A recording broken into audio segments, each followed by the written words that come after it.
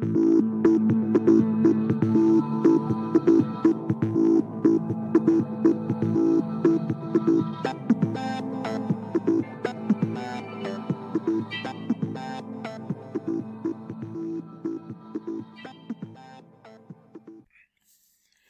coaches, welcome back. Football Talk with Coach Chip right here on YouTube. And we continue our guest coach series and our discussion with Coach Jack Byrne, the defensive coordinator of the Campbell High School football team up in Litchfield, New Hampshire. We have already done 3 episodes. This episode, he's going to get into showing us some game clips of the defense in action. And it's really good stuff. All the things he's been telling us in the previous parts of this discussion. He is, like I said, this defense is amazing. And and the way he installs it's unique, but it's not undoable. And obviously you're going to see that when you look at this today. And he's just playing with regular kids, just like you and I are. You know, he's not playing with 4- and 5-star blue chippers.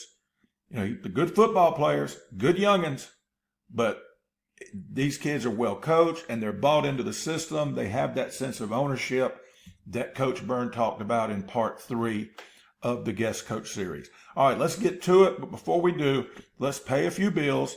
And y'all know the drill. And I'll see you on the other side. Of course, Football Talk with Coach Chip, since the spring of 2025, has been powered by Just Play Sports Solutions, the My Just Play app that I've been using since the spring of 2021. All of my diagrams that I've used on the videos I've made since 2021 have come from Just Play Sports Solutions and my Just Play app. And what's great about it is you get to keep it. It's not like you got to download it from Huddle when you change programs. It's yours. You keep it. But they also, here's their moneymaker to me. This is the key thing. You buy the team package and your players get an app on their phone. So when you create a playbook, when you diagram, by the way, the diagrammer, the play drawer, it's the best one ever. And I've used them all. I mean, if it was out there, I used it over the years. And this is the easiest one, the best one I've used. Look at the diagrams I've made since 21, and you'll see what I'm talking about. But when you make a playbook, when you make scout cards, when you create a scouting report, when you do a game plan, you can share it to your kids. They'll have it with them all the time because it's on their phone. Since players never go anywhere without their phones, they'll always have their playbook. They'll always have their game plan. They'll always have their scouting report. It's all right there. You can add video to the diagrams, which brings them to life, just like I do here on Football Talk with Coach Chip. And it's just the best thing going. So you don't have to print. You don't even have to print out your scout cards for your scout offense or scout defense. You just create them and have them on your iPad and just show them to the kids in the huddle at practice, and boom, they go do it. And you don't have to worry about filing away from when you play that team next year because it's filed away, saved in the app. My Just Play takes care of that for you. Contact my friend, Coach Brad Rumsey. You know he's good people because he's a former O-line coach.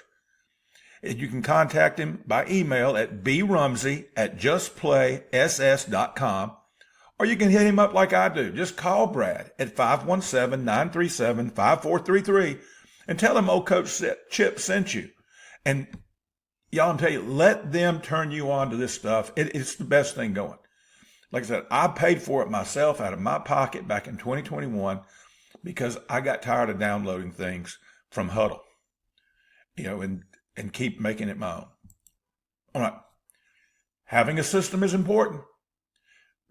Listen, the gun power spread system is only $100. Folks, it covers everything from soup to nuts. It has periodic updates. I've already updated the first edition. And all you got to do is hit me up at seagle.chip@gmail.com and say, hey, Coach, I want to check out your gun power spread system. I send it to you. And I say, hey, Coach, check it out. See if it's what you want. Because the last thing I want to do is take money from somebody and leave them dissatisfied. and leave them like, man, this was a bunch of bull crap. Because I've bought stuff off the internet for many years now, and it's always been a crapshoot. And you get it and you go like, oh yeah, that's okay. And so you spend some money, and then, you're just trying to find one thing. And sometimes I didn't find anything. And so now I'm saying, here, I'll send it to you. I'll email it to you. You check it out. That's how confident I am that you'll find something. You'll find so many things in the GPS. You go like, holy crap, this is good stuff Coach Chip's come up with. And really I didn't. I stole it from a lot of people and had a lot of help from coaches on staff with me over the years to come up with the gun power spread system. I call it GPS for short. And I'm not one of those guys that tried to give my offense a cutesy name. It didn't have a name for years until I wrote it down and created a one package. And I had to have a system. And I tell people, I said, Chip's offense just doesn't sound right. Who's going to buy? Oh, look, it's Chip's offense. It just doesn't roll off the tongue like West Coast or Air Raid, does it? And so I came up with this name just because it's got to have a name. And I'm not an expert marketer. I didn't work on Madison Avenue. So check it out. It's good stuff. I love it. And the coaches everyone I've sent it to, not a single person that I've sent it to has hit me back and said, Coach, I looked at it. It's just not my thing. If you're an under center guy, you're going to get a ton out of it. If you're a gun guy, a pistol guy, you're going to get something out of it. I promise. Because the roots of this offense were under center. And when our players changed, we changed with it. And that's why it became a gun offense. But you can still, basically everything we do can be done under center, except for the RPOs. I don't think you can run the power read the way that we ran it from under center either, but you could try it. But except for the read stuff, it all carries over under center, and it's good stuff. I really enjoy it. All right, the offensive line manual still going strong, which is only $29.99 on Amazon. But if you buy it directly from me, you got to pay me an extra penny because I'm going to ship it to you and also send you the ebook. By the way, I just got an email this morning from a coach who had bought it off Amazon and heard on the podcast or on the YouTube channel that they could get a free ebook. That's right. You buy one, you get the other free. So if you buy the ebook from me, I'll send it to you right away. You send me your address. I mail you a copy of the offensive line manual, paperback. So you'll have something to highlight and write in the margins in, but you'll also have the ebook to make presentation to your coaches. It's full of videos too. Even the paperback is full of videos. How'd you do that, Coach? Hey, listen here, I'm a high-tech redneck. QR codes, baby.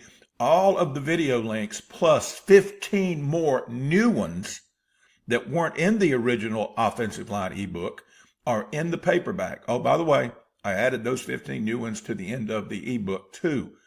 So those are in there. So you're not getting shortchanged. If you bought the ebook 2-3 years ago when it first came out, hit me up and let's talk about getting you a copy of the paperback as well. So check out the offensive line manual for gap down backer blocking, unleashing the power of angles and leverage. Please make sure you're subscribed to the channel and check out our, what now it's like 60 free resources available to subscribers. Just for subscribing to the channel, it opens that up. So join the over 4,000 coaches who have already subscribed. Do it today. And there's the list. It's 56 on this list. I think it's 60 now. I think it is. And hit me up and I will send you anything on this list. I'll send it to you.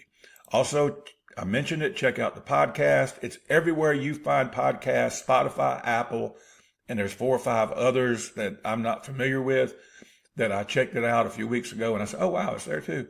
And they all kind of pick up on each other's podcasts, and I don't know how that works, but they all do it. So all kind of great guests. We've done 50 episodes. I'm taking a couple of weeks off. Going to start season 2 in a couple of weeks with a very special guest. I'm nailing the details down as we speak. Thanks to Brian Hale, who does our music on the podcast and on this here YouTube channel.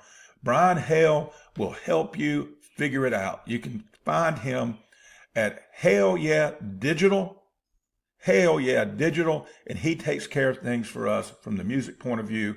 You can see down here at the bottom of the card, hellyeahdigital@gmail.com, and they have a website, hellyeahdigital.com, and they do that beautiful theme music. Don't forget, you can help old Coach Chip out and support Football Talk with Coach Chip at buymeacoffee.com/Coach Chip. You can do it because I was able to set up the account, and if I can set it up, you can participate in it. That's for sure, for sure. And there again, there's our freebies. Well, let's get started. Let's go over and talk with Coach Jack Byrne, defensive coordinator at Campbell High School in Litchfield, New Hampshire. All right, Coach. Let's head into some huddle clips. We'll go over some of the 3-3. Cool. Okay, I have it organized by really one major cue per play. So we talked alignment, blitzes, coverage today. So there's other things that we can cover. I'm going to try to stick with maybe one big thing that happens in each play so I can tie it back to what we talked about. So in this first one, what we'll see is we'll talk alignment, and you'll see this backside backer. We talked about him leaving the stack, and because they're in a 4 strong, to us, we consider that unbalanced, especially up in our area. We see a ton of sprint out where, quarterback sweeps and sprint out passes and stuff. So we need an extra guy there. And I only want one guy thinking about it. I don't want the Mike to start thinking about different jobs and all that stuff. The Mike gets to stay a Mike, and he'll jump up here. So you'll see what happens here. So he's in that short stack. We get the sprint out. He blows it up real nice. And now it really throws the timing off. So I'm not seeing it. Oh, it's not coming through? Not on my end. Okay, let's try again. How's that right there? I'm just seeing the still shot, like the play has just been. It's an end zone shot. Huh. Okay, now you can see that infinite. I can see the Twilight Zone stuff. Okay. There we go. They're moving now. Okay, great. All right, so maybe I'll just try it from here. Is that big enough to show what we need? Oh yeah. Move the little black box in the right, bottom right. There you go. Okay, great. Okay, so let me know if it stops moving. We'll figure it out. So, all right, take 2. Yep. All right, so the first clip we'll talk about is talking about alignment, and in this case, we start right off with what I would call an unbalanced formation. We have 4 strong, and our backside backer is going to be the man responsible for that, keeping us from having everybody to have to declare unbalanced. He's the only one that needs to think it. So whether I'm yelling at him or he recognizes it, this is the first game of the year. He recognizes it. Heads to the edge. Is that moving for you, Coach? Yes. Okay, great. So he's able to take that back out. All right. And now if we had left him normal, right? If we had kept him back here, we lose numbers. There's no reason to cover this single receiver with 3 people. We don't need them. We can double team them, right? We can have this underneath guy from the back, from the safety and a deep corner. That's fine. But we certainly don't need 3. So that's what lets him leave and go across to the other side.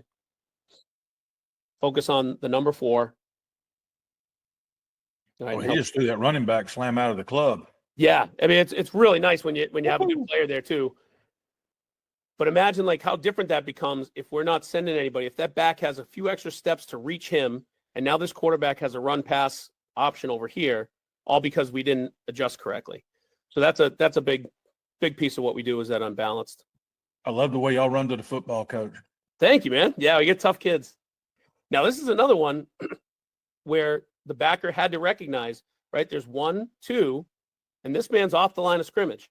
So he might look like a Y off or tight end, but the only people that need to know is that the backer needs to know how to count to 2, and then look at the official. You can actually see his hand down here, right, pointing to the backfield. That means the last man on the line of scrimmage is off. So if there's only 1, 2, and nobody else, I got to go to the other side. So he has crept over here. This is a different kid, but you'll see him. He does something pretty similar. So that's the one we're looking at. They want to run an unbalanced toss. And just having that guy there is so important on unbalanced. I don't know how much everyone's seeing it around the country, but I think the smaller schools, you'll see it a lot more. You'll see a lot more double tight. You'll see a lot more wing T. You'll see a lot more unbalanced because those teams need to find an advantage on offense because they're small or they're underdogs as well. Okay, now this is us against a pretty talented team who has a double wing, double tight package on the goal line. But this is still our base call. We don't have to send in a goal line package. We don't have to change our front. What we do here is the backers have just decided that when there's tight ends, we're down. We're going to play C-gap spill on the tight ends. Outside, we're going to be in a stab coverage because there's not multiple receivers. Now, the only difference that comes in, Coach, is even though we're in stab, this is our safety, this is our corner. You can see my cursor, correct? Yes. So this is the one thing that it takes a second to teach the kids, but look, we're running stab, which means the safety is going to be the force player. The corner now is going to read 2-1. But just because he's a corner, why would we put him out here? He doesn't need to be out there against a nub formation. So this would be the case in stab where, look, if you see this is our free safety right here. Mm-hmm. Okay. He knows that in both cases here, he has help on vertical of 2. Why would we put him out here? He doesn't need to be out there against a nub formation. So this would be the case in stab where, look, if you see this is our free safety right here. Mm-hmm. Okay. He knows that in both cases here, he has help on vertical of 2 from the corner. The inside man is deep. So basically the inside coverage guy is the deep guy. So that frees up the free safety to get involved. So you'll see him start to creep in there. Right. So the free safety, there is no reason for this free safety to go backwards at all. Let's see if he does. Hopefully he doesn't. Yeah, he goes a little sideways, but he's involved. So it's a little tight in there, but so we've rolled the backers down to play on the tight ends. We've played stab on the outside, but the corners are inside, which frees the free safety to get in. And what that does is just those rules take care of the same packages that so many split field coverages call and so many different systems would do anyway. It's just built into our base call.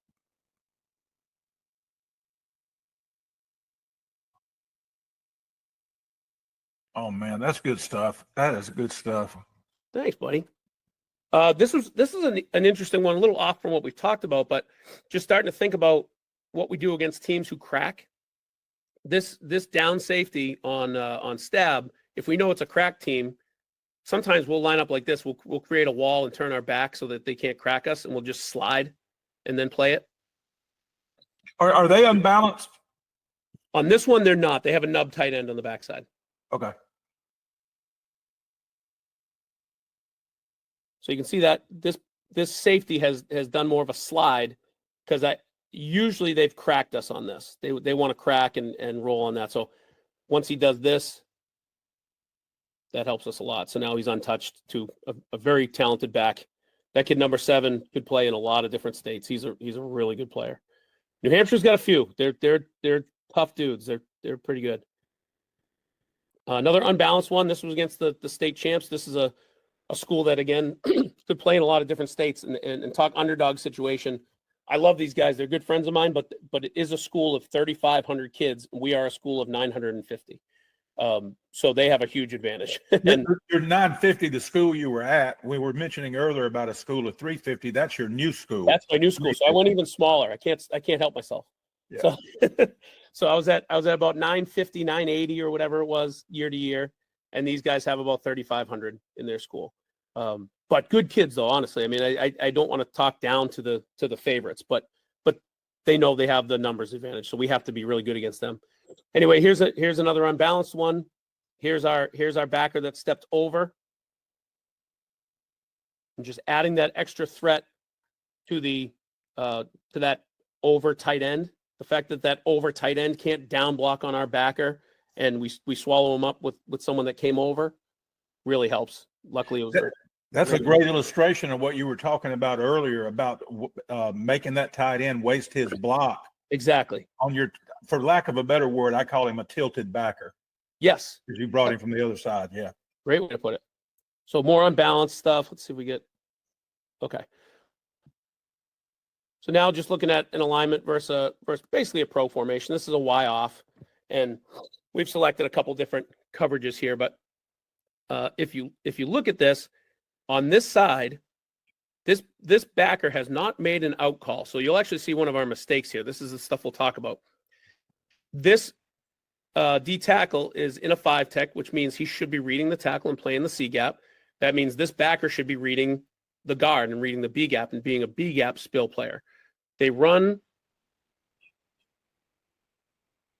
basically a little power weak, lead weak, whatever you want to call it. And what happens is this backer has been so used to making out calls, and this kid probably has played a ton of 4 and 4-eye and gone in. You see, they both end up outside of that tackle. Yeah. Now, luckily, we have talent in the middle, but this should be easy. There is no reason for this backer and this guy, sorry about my circles, to all be outside of this tackle. There's no reason. It's fine for the D tackle to be outside of him. It's fine for a force player to be out there, but we need this inside backer to be just launching into the B gap. There's nothing holding him back from doing that, and that should get stopped earlier. So your wide safeties are your force players most of the time. Yes, unless we get a spread team. If we get two or more wide receivers and no tight end.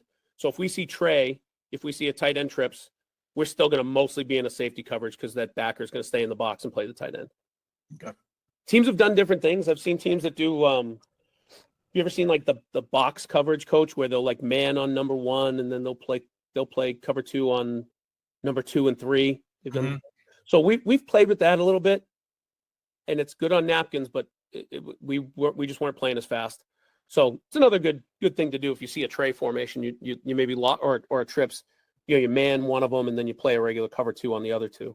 But we found it was just easier to just say they need to be in two or more wide receivers and no tight end, and that's what's going to put us in a corner force situation. Okay, this is a good one, coach. This is over in Ireland. We played in Ireland against the Maclay School from Florida. We were the first team from New England to play overseas. First high school team from New England to play overseas, which was pretty cool for a small public school to do with all the prep schools and private schools we have up here. So our guys went for it. We did all the fundraising and went after these guys and ended up losing. But this quarterback is going to be a walk-on at Florida State. His older brother's already there, and he's going to be a walk-on at Florida State. So he was pretty good. But we got to him a few times, which was nice. So again, we're aligning 4 strong. Because they have 4 strong, we've taken the backer from the other side and moved them over, and he's going to be the blitzer. The Mike is going to have to drop into the hook curl. The free safety shouldn't be so deep. He has to be ready to if three does not go vertical, that free safety should be thinking like a deep backer over here. So he's a little late. When did y'all play them? Like the preseason game? Yes, yeah. So this was 0 week. Yeah. So we had a very busy summer to have things in. So. And we lost the game. We had 2 touchdowns called back, and we gave up 1 broken play where a young kid gave up a touchdown. So excuses. It was their first week too, but I was so proud. It was so cool. It's a really good Were they game. American officials that flew over, or did they use their Irish officials? They were American officials. Yep. I think they had 1 or 2 Irish officials actually, but the crew chief was from Florida. Y'all go back and check out. I'll put it in the show notes. I'm talking to the viewers now, Coach Byrne. Yeah. Check out my podcast with Coach Lamassney from Ireland. He is the president, commissioner of the Irish American Football Association over there. It's really cool. He's awesome. One of the best people in the world for sure. Oh, yeah. It took me a few minutes to quit fanboying over his accent. Yeah. Oh man, he's the best. He was doing the same thing about my Southern accent too. So he must have to get used to each other. He must have loved you. I got to watch that one. So, all right. So in this one, you'll see the linebacker on the tight end side has chosen to be head up on the tight end. So he's going to crash on the tight end, play C gap spill. And now if you look at the free safety, he's definitely creeping. And here's why. On this side, the deep man is inside the down man, right? So he knows he doesn't have to worry about vertical of 2. He's always going to worry about vertical of 3. Okay, so he's got to worry about him, right? This guy with the dot. He's not likely to go vertical. So he starts to sniff it out, and I'm thinking linebacker here. I'm thinking playing linebacker. And on this side, We do have a stab call on, right, where the deep man is outside. Yep. But if you look at who number 2 is, right, it's this guy. So both of his threats are now running backs. If they are not threats to go deep, be a linebacker. We don't need you. We don't need you pedaling back. So he should get involved pretty good. Right? So he swallows up a block, but I love where he is. Right? He has to be factored in. You know what I mean? Yep. He has to be factored into the block. And then we have a few talented kids that spill correctly up front and make a play. If you're not going to make the play, make somebody block you. Exactly. Right. And if he had played like a true free safety, if we said we really have 5 DBs here, well, what the heck are you doing against the team that's trying to pound you? You need to change what you're doing. Just because his name is a F on the whiteboard doesn't mean he's not a guy flying down in here, you know. So that's why sometimes we'll tell our free safety, we'll draw him up as an X. If they start playing too soft, we say you're the X man. You're not a free safety. X factor, baby. Yeah, let's not make you too cute here. I'll hit 1 or 2 more alignment things here. So here's another team that went in kind of tight. We do have 2 receivers over here, so we have a cloud coverage over here. Even though it's stab on here, because it's not 2 receivers, we've called stab, but the corner's inside because it's a nub. So now in this case, both situations have deep help on number 2, so the free safety should be getting involved again. And I like that. I mean, if you see, it's not super fast, but he's definitely rolling forward the whole time. So this guy right here, he rolls, steps right in. And now we have some layers to what we're doing, right? We're only officially sending 3, but now our backers roll up and we're swallowing up the tight ends. The Mike is coming as a secondary blitzer, and then the safety comes after. So it's tough to time up all those blocks. Someone's probably going to get free. So we end up with a lot of guys that are untouched. This is a good one. So talk about freedom. We told these guys this team was an excellent trapping team, and they have so many blocking schemes. And I know how hard they work. I mean, they're there till 8:30 at night every night. They're the team that I can't do that. I can't have guys there for film that late. I get two kids, and I got to get home. So, but they are so well taught. They're so well coached. So we said, hey, how do we screw them up? Let's see if we can ruin their steps by a step or 2. Because if they're used to a guy being right on the line of scrimmage and I'm down blocking him, the timing of my second step and where my head goes that I've drilled all week is probably going to be, where I need it to be. So we said, hey, freaking start off 2 yards deep and just see. And a lot of that helped us.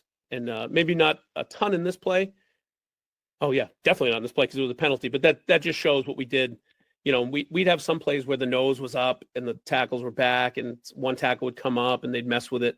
They're almost like blitzers with their hands on the ground. So right. that was a pretty good thing that we did. Yeah, here's the free safety moving a lot.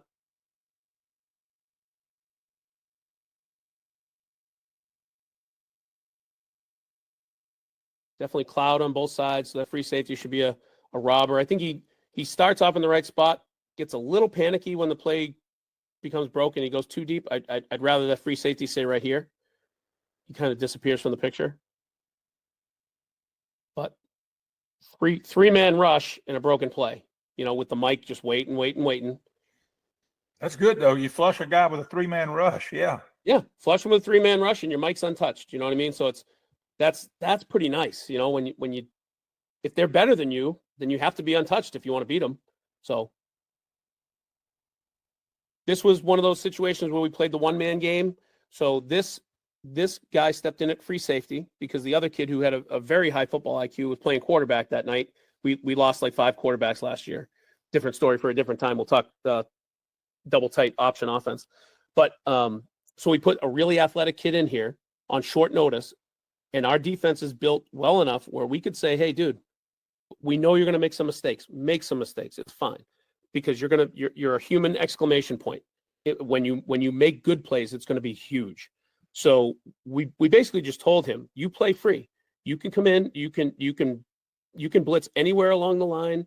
You can look at the quarterback's eyes, trust your instincts, look for weaknesses, and then as the first or second quarter is done, then we'll kind of know. But early on in the game, just go by feel and we'll roll the dice with you. Because if I put in the next true free safety that really knew his stuff, he's just not as talented. So we were able to put a really fast, tough kid in there and just play a one-man game. Right, so he's just playing around. No, keep your feet. Yeah, and a pretty decent swarm over there. So, again, this is a team that does some great stuff. A lot of motion, very multiple. So sometimes we had to roll the dice with them because if you try to just line up and do your tendencies, they do know tendencies very well. Now y'all swarming like crazy, Coach. Do you teach first man there, just try to blow him up, and then if you miss him, that's okay because the posse's coming right behind? I don't necessarily teach it. We just had some of those personalities where when a kid can do it better than you ever could as a player, you don't mess with it too much. You know what I mean? Like I grew up as the very responsible DN that could make the read and spill everything and play tough, and I'd battle anybody. I wasn't making plays like this, so this kid can, so I don't mess with it too much. Those guys diving in. Into Iowa State, I think it's their DC. They call it shoot your dart. Like when the first man there, you get a free shot, try to blow him up. And when he's breaking your tackle or making you miss, everybody else is coming to get him to clean up. Yeah. So now the only thing I'll say with this one is when we did this, right, we would call this cloud lock, or we'd call it cloud free, where when the free got to play however he wanted, whether there was a special assignment or he got to choose, the safeties and corners just needed to know we can't run stab coverage. We can't run a cover 3 coverage because we don't have help from a free safety anymore. So we have to be a deep inside coverage. So if we were going to call a safety coverage, it needed to be sky quarters, if that makes sense. So that's why I wrote up here, you can't run stab. No stab available when we do that. So this one here, the depth of the nose, this was a kid who easily could have played back. Remember I told you we had that real tough kid, real fast kid. Could have been a linebacker, probably going to play D end in college. But when we had him in at nose, he had a blitzing mentality and he could beat kids one-on-one. So we said, hey, start a yard off and or stand up if you want and just blitz the center and find your spot, because I knew he could win those matchups. So that's the depth of that nose for alignment. Tennessee used to do that back in the 60s. I think they called it the Tennessee bubble or something like that. Oh, yeah? Oh, nice. Yeah. And then you can see at the same time, we get another 4 strong. This backer is actually the left backer, and he's come over and run what we call a short stack on the right side. Here's our Mike. Here's our other backer who's splitting number 2 in the next man. We're running a cloud coverage. That's almost a tower defense. Yeah. Yeah. So it's a tower defense for a different reason. It's funny because this is our Mike. This is the backer from the other side. We definitely we never need more than 2 on this guy. So why leave him over there? He's gonna be the one adjuster. Right. They run that sprint out. And we have plus numbers over there, so it's a pretty good deal there. All right, coaches, we're going to take a break there and pause it. That is the end of part 4 of this special 5-part edition of Football Talk with Coach Chip, the guest coach series with Coach Jack Byrne. Be sure to go continue and watch part 5, where he goes into his blitz game and shows us more video clips of his blitz game, his blitz package. Got some really good clips in there of a kid that signed with Florida State. At the time they played him, he was committed to Florida State. So there's some good football players up in New Hampshire, y'all. They're signing D1 down here in the deep South. There's some dogs up there. There's not as many of them because there's not as many folks, but Coach Byrne's coaching some good kids and coaching against some really good kids. Be sure that you share the video with all of your coaching buddies. You got something now to share with the defensive coach in your life. Be sure you are a subscriber to the channel so you can avail yourself to all the free resources that we offer here on Football Talk with Coach Chip. And of course, be sure to like the video. It really helps drive that algorithm. It doesn't hurt you one little bit. It just helps Coach Chip. So until next time, when you're watching part 5 of our discussion with Coach Jack Byrne, hey y'all, be elite.